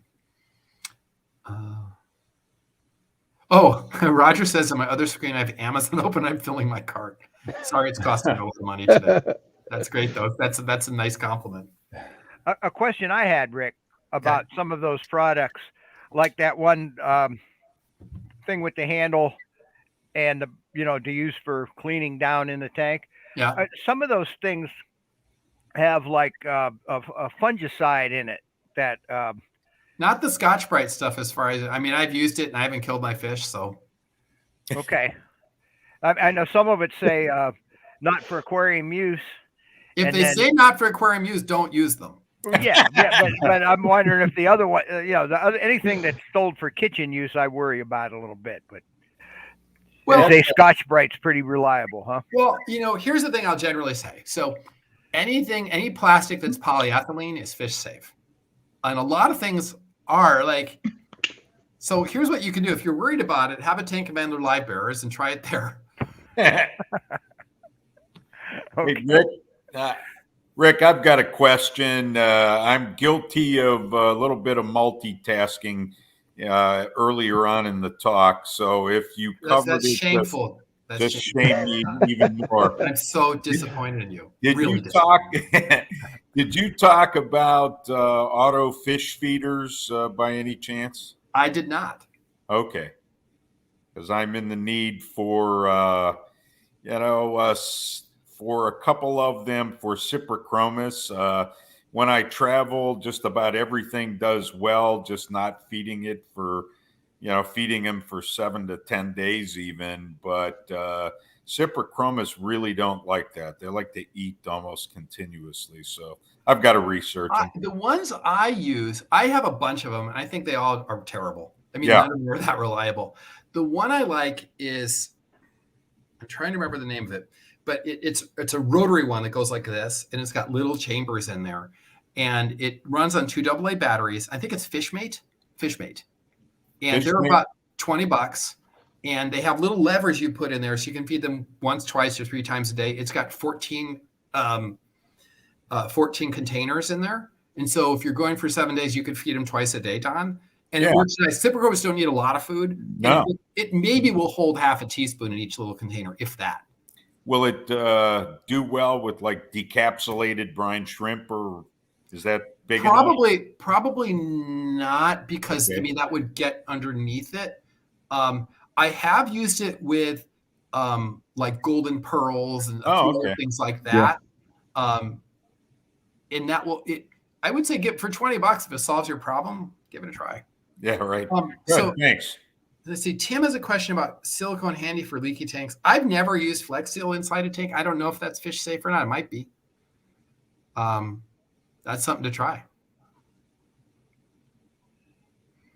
And of course, Robert says that's what a neighbor is for.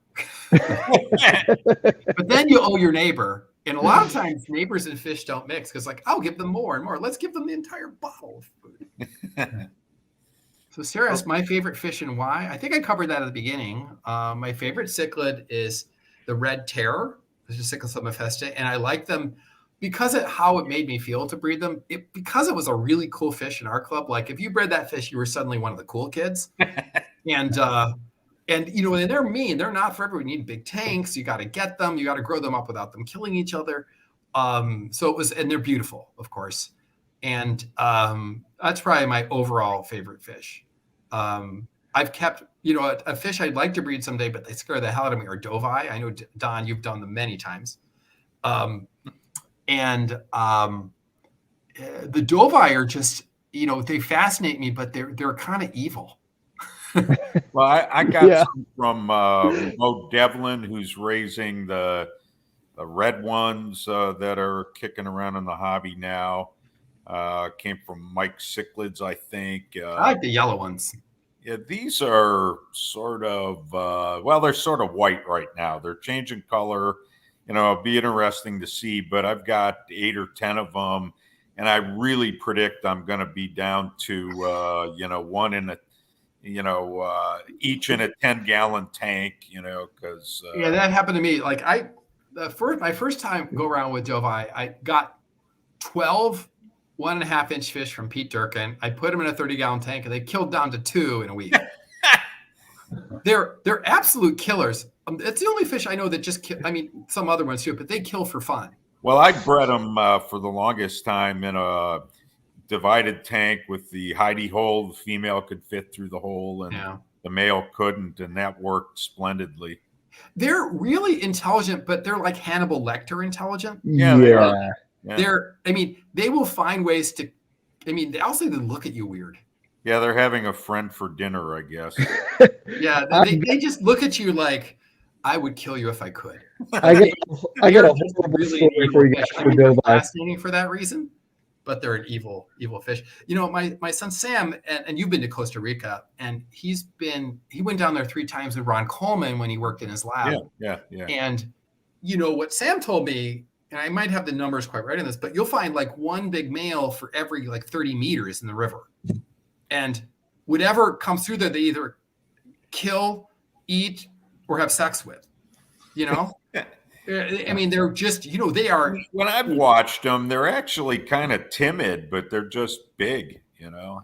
And they're big fish. I mean, I think they're fascinating, but they're mean. they're the meanest fish I've ever kept. And I've kept probably pretty mean too, but. Well, I did something horrible with dovai one time. When I was in my early 20s, I'm 45 now. I took care of a nursing home's 150-gallon show tank. I dropped a 1-inch dovai in there. It ended up being this big and killed everything. Sure.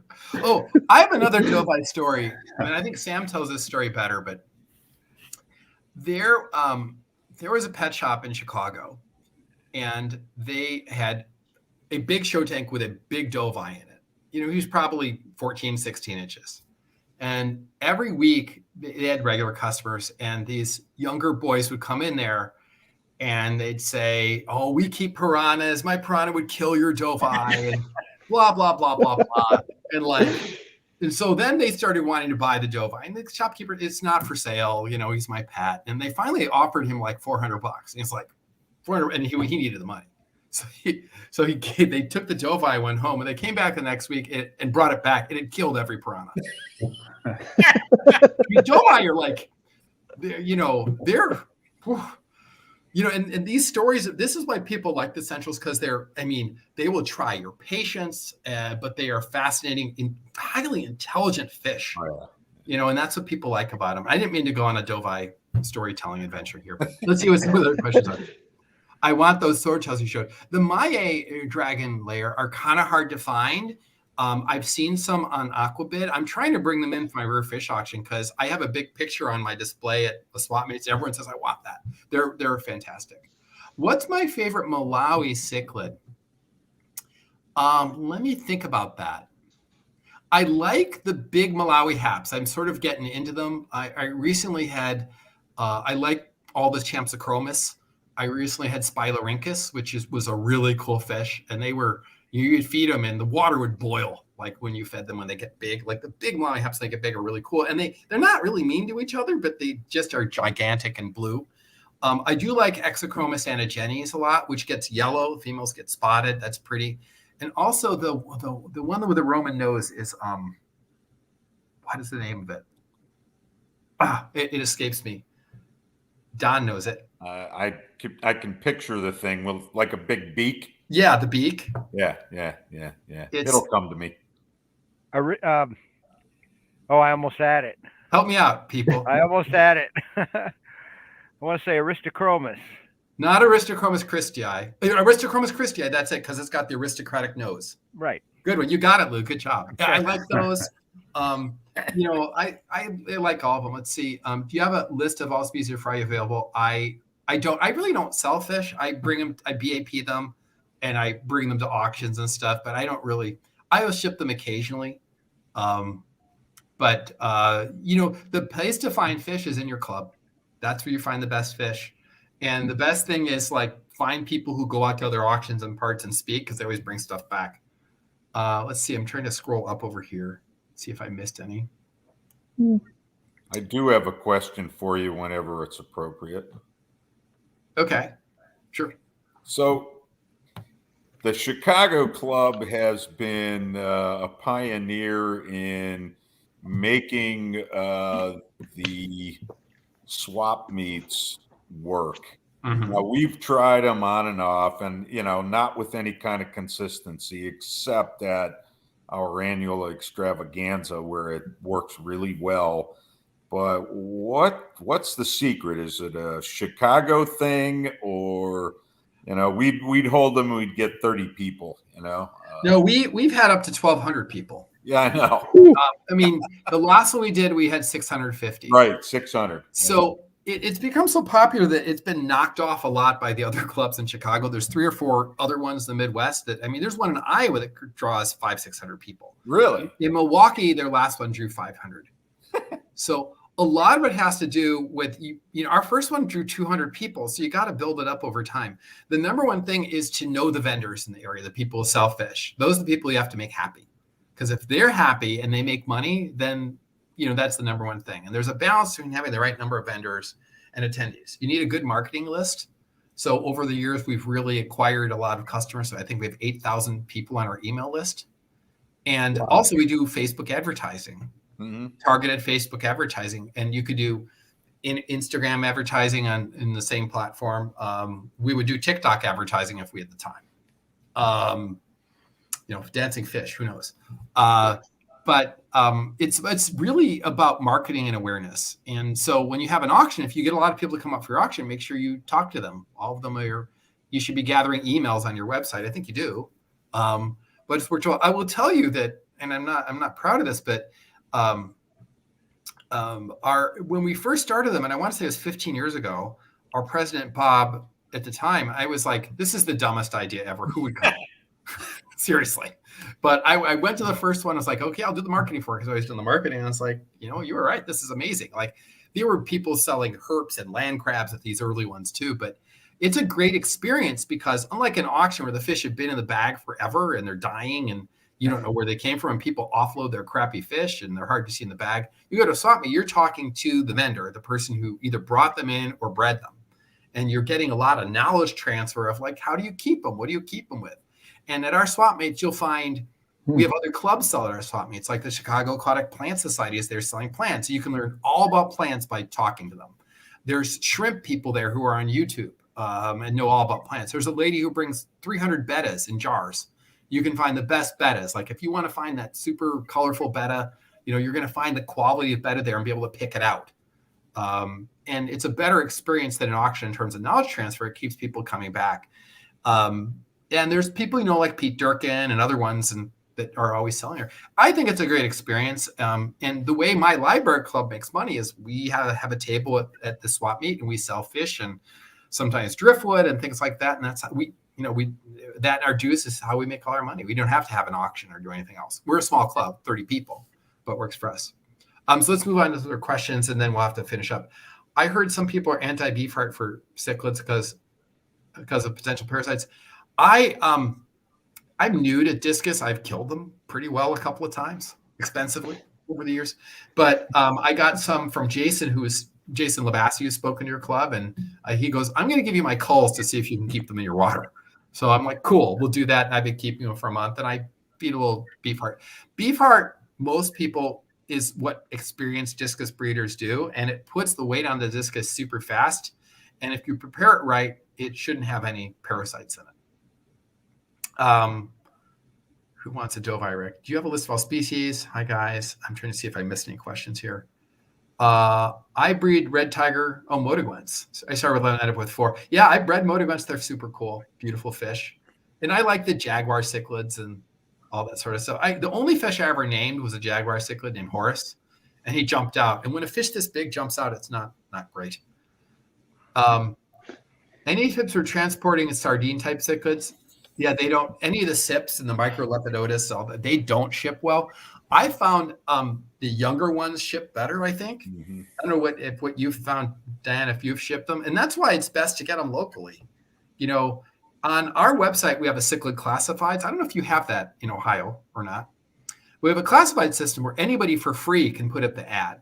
And so we've got this big following of the ads. The other thing we do is we auto-publish those ads to Facebook. Like, someone's got tiger Motaguens for sale, click here.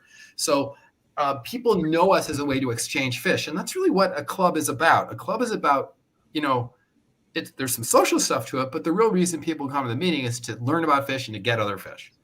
And when you provide a mechanism for that, and we've done this for 20 years plus, then people know about us. And that's something only our club does in the area, by the way. So we've done really well with that. So the best thing is find them locally from a local breeder. And one of the best ways to find them is if you have a local classified system. On the SIPs, when I've shipped them, I tend to use these small bags and ship 1 per bag. And if one goes down, it doesn't kill the rest of them. And I've had probably 100% success doing that. When I do ship, I like to use breathable. I mostly ship live bearers because I'm kind of into conservation for those. I use breathable bags for those, and they ship really well in breathable bags. And they make on eBay the long life. They make these little skinny ones, like literally they're like, I don't know, 1.5 inches around, and you tie them off to 5 or 6 inches long. One fish fits in there perfectly, and you can stack them up in the container, and that works really probably decent. Work well for SIPs. Yeah, I think so. Do you have any advice for growing out brine shrimp? I don't. I think I might have tried it one time like 20 years ago. It didn't work for me. I mean, I can't do everything. I've tried growing earthworms. I suck at that. I'm bad at that. Use YouTube Fish Family. They do a commercial every day. Yeah, I mean, there's a lot of stuff on YouTube. I'm on a computer all day long, and kind of the last thing I want to do is like be on a computer more when I get home. I want to look at my fish. I want to do gardening, woodworking, or something, or cook. So I don't like watch a lot of YouTube stuff for fun. And I found a few of them, like I've watched a few of the channels, and like some of them are dumbasses. And I don't think they know what they're doing. And also they tend to market off this provocative, here's 10 things you should never do. And it's just stupid to me. I think, when you think about the knowledge which is on the screen right now, how much you guys know, it's amazing. We just don't talk about it not that much. Any experience with wild SIPs not coloring up? No. And here's the thing. I really don't like wild fish. I would much rather get F1s or F2s or someone who's bred them, gotten the parasites out of them. And a lot of times the wild fish, they've been shipped in and they've been really stressed. And by the time they get you, sometimes they don't recover, and you've paid big money. So that really cool Agnetomacrobus leucanus that you spent $45 a fish for and dies. Ask me how I know that. You know, it's just, I'm kind of cheap. Like, I don't want to spend $200 on fish and have one fish left. That's the worst. It's a show fish now, but like they never recover and they always have sunken bellies. I would rather get I will a lot of times buy BAP fry within our club or other places I visit. And I grow them up, and that's very satisfying. If you take a fish from this big, get it up to size, and breed it, it means you've been a really successful hobbyist. And I think they do breed. I mean, they do grow pretty quickly. So, yeah, I've bred 200 and just under 270 species of cichlids. But I mean, I've done that over 20 years, so it's not like I do it all at once. But I've done that. It sounds like you need to get to your prizes, so sorry to. I didn't mean to say that. That was an accident. I love the honesty. Yeah, you're going to get a lot of that. Nonverbal communication. But I will say, I'm just getting ready. I've learned the most by my friends in the hobby. And like, you got Don. Don is like, you know, one of the best known Central American people in the world. You know, you've got a treasure right there. Now, Lou, not so much, but Don is awesome. I've been to Lou's Spectrum. He is expert. All of you guys are expert breeders. There's a ton of knowledge in Ohio, and you have a lot of big clubs clustered around there. And so you're really lucky to have that. I will say one thing you should do if you don't do this is get out to other clubs, get out to other swap mates. There are fish in other areas of the country that are not in your area. And like, I was shocked, like even in Grand Rapids, which is 150 miles from me, they had completely different fish than we had in Chicago. mm-hmm. You know, and it's like, oh, I can take that home. I got a breeding group of Platytinodius dagani, which is a really rare Victorian, for $10. Like, that fish has never been in Chicago, ever. You know, but it was there. Like, they don't know how it got there. They've been in the club for 5 years, but we didn't know about it. So anyways, I want to thank you so much for having me. It's really a pleasure to speak to your club. And I hope I've been doing extravaganza a long time. It's a really tough time of year for work for me. It's our end of the quarter, and then it's Thanksgiving. So it's tough to get away, but I hope someday to be able to come back and see all of you in person. And I hope we can do that soon. Thanks. Cool. Great talk. All right. Yeah, Rick, thank you. Thank you. Okay. Well, Lou, do you have it? And Gary, do you have anything else you want to add before we get to the drawing? Well, just a reminder about February 19th, the auction coming up at the Best Western in Strongsville. The registration's 10 to 12, and the auction begins at 11 a.m. All right. So what's up first for the wheel spin? Let's do the door prize first. This would be open to everybody. Okay. Well, here we go. The Hikari sinking carnivore pellet.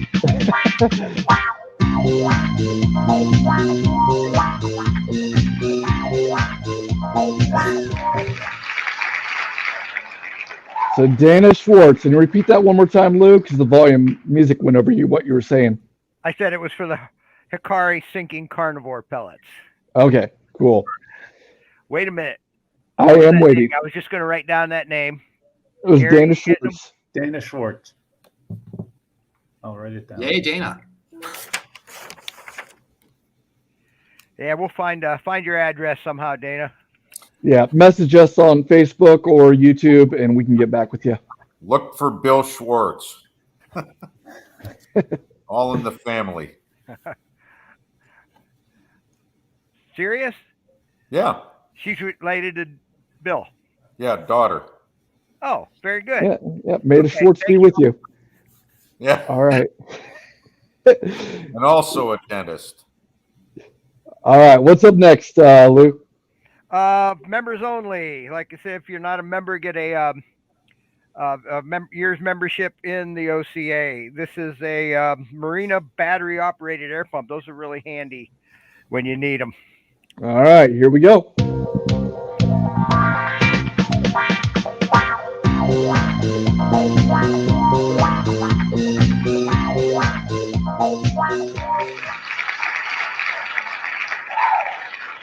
I don't know if Andy's a member. Anybody?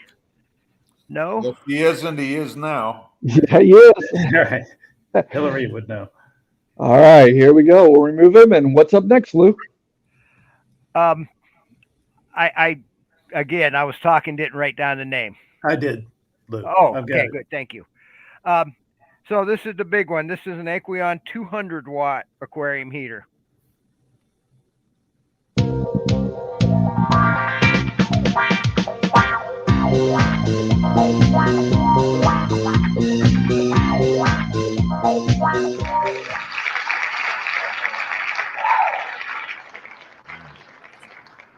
Darren Allred. Yep, here we go. All right. Darren's still there. You remember Darren? We hope so. Find out. If not, he's got a free membership. Right. Byron, are you a fan of funk music, or you just picked that out? It sounds cool. That sounded awesome. That was amazing. It's part of the wheel spin. You can choose different options, but there's only like a few selections, and that's the best one. That's awesome. I'm ready to dance. Adds to the suspense. So, any closing thoughts, guys? Nope. Come to our auction. Thank you for coming out this evening and watching us. And check out the Facebook group for all of our announcements, especially about the extravaganza and auction and last minute changes on the meetings. Yeah, And- I don't know if this was said. Those fish that Rick told us about, some of them really something cool to have. From my point of view. Oh yeah, I'd love those Victorians. I Those want will the be Stormzy Eye. Those are nice. well. Those are going to be at the auction. Did we say that? Those Yep, are I going to said be it. in the auction. They're going to be at on the 19th. So they will be so that you can get a hold of them that way. So And- Nicholas had a question here. He asked, "Do you got to be a member to attend the auction?" I bet Absolutely the answer to that not. is no. Nope, No. anyone can attend. Yeah. Nope. So, Buy some fish, Nicholas. Yeah, I'm yeah, gonna go- and those donation fish that Rick brought, the money will all go to the Jim Smith Fund. Maybe I can talk Gary into buying the Stormzy Eye for me, since I'll be in warmer weather. Okay. Yeah, He does. It's a good group. I think there's 8 to 10 fish in there. Ah, cool. And I mean, Nice. these are all tank raised fish by really knowledgeable people. So Yep. great. One other thing, OhioCichlid.com will be opening up the sponsorship page where you can sponsor a class, or just keep your eyes open for that. We'll get to that this weekend, and it'll be open early next week. all right. Sounds good. thank you. Well, thanks everyone for joining us here tonight on a nice cold winter February day, but we're glad that we could be with you guys, and we had a lot of viewers. So it was over 60 unique devices, which means there's probably about 120 people watching. And so we're hopeful and grateful that you guys tuned in, and we will see you next month. Thanks for joining, Rick. Okay, thank